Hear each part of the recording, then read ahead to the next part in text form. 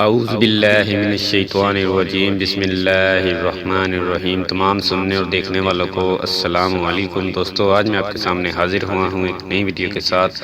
حضرت ابراہیم علیہ السلام کا اپنے رب سے سوال۔ حضرت ابراہیم علیہ السلام نے اپنے رب سے کیا سوال کیا اور اللہ تعالیٰ نے ان کے جواب کو کیسے سچ کر دکھایا، یہ جاننے کے لیے ویڈیو کو شروع سے لے کر اینڈ تک ضرور دیکھیں تاکہ آپ کو پوری ویڈیو کی سمجھ آ جائے۔ اور ایک گزارش بھی ہے کہ جو لوگ چینل پر نئے ہیں وہ چینل کو ضرور سبسکرائب کر لیں اور ساتھ ہی بیل آئیکن پر بھی کلک کر لیں تاکہ آنے والی مزید نئی ویڈیو آپ تک بآسانی پہنچتی رہے۔ اور اگر میری ویڈیو اچھی لگے تو ویڈیو کو لائک کرنا نہ بھولیں اور ویڈیو کو زیادہ سے زیادہ شیئر کریں تاکہ معلومات دوسرے لوگوں تک بھی پہنچ سکے۔ آئیے چلتے ہیں ویڈیو کی جانب۔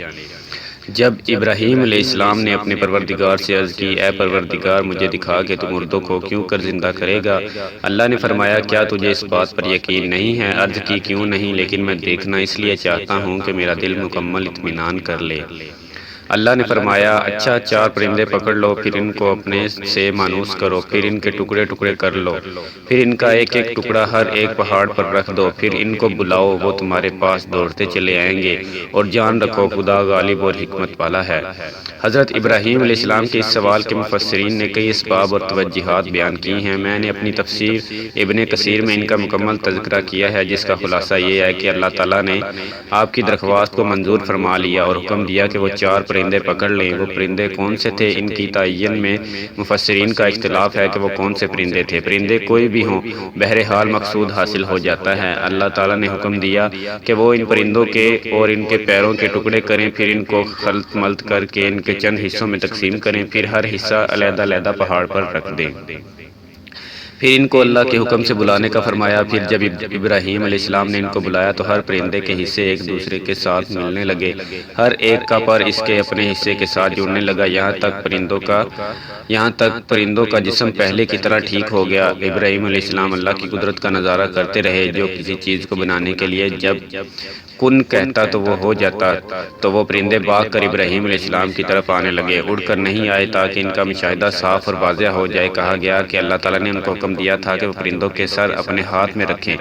اب ہر پرندے کا جسم آ کر اپنے سر کے ساتھ مل کر اپنی اصلی حالت والا پرندہ بن جاتا۔ بے شک اللہ کے سوا کوئی معبود نہیں جو یہ کام کرنے والا ہے۔ بے شک حضرت ابراہیم علیہ السلام کو بالکل مکمل طور پر یقین تھا کہ اللہ مردوں کو زندہ کرنے پر قادر ہے، لیکن وہ اپنی آنکھوں سے مشاہدہ کرنا چاہتے تھے تاکہ آپ کا علم الیقین سے عین الیقین کی طرف ترقی کرے۔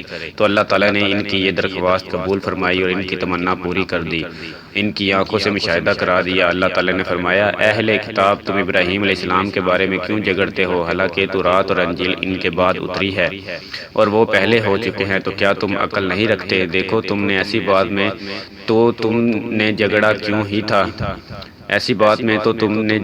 ہی تھا جس کا کچھ تمہیں علم تھا بھی، مگر ایسی بات میں تم جھگڑا کیوں کرتے ہو جس کا تمہیں کچھ بھی علم نہیں، اور خدا جانتا ہے اور تم نہیں جانتے۔ ابراہیم علیہ السلام نے نہ تو یہودی تھے اور نہ عیسائی، بلکہ سب سے بے تعلق ہو کر ایک خدا کے ہو رہے تھے اور اس کے فرما بردار تھے اور مشرکوں میں سے نہ تھے۔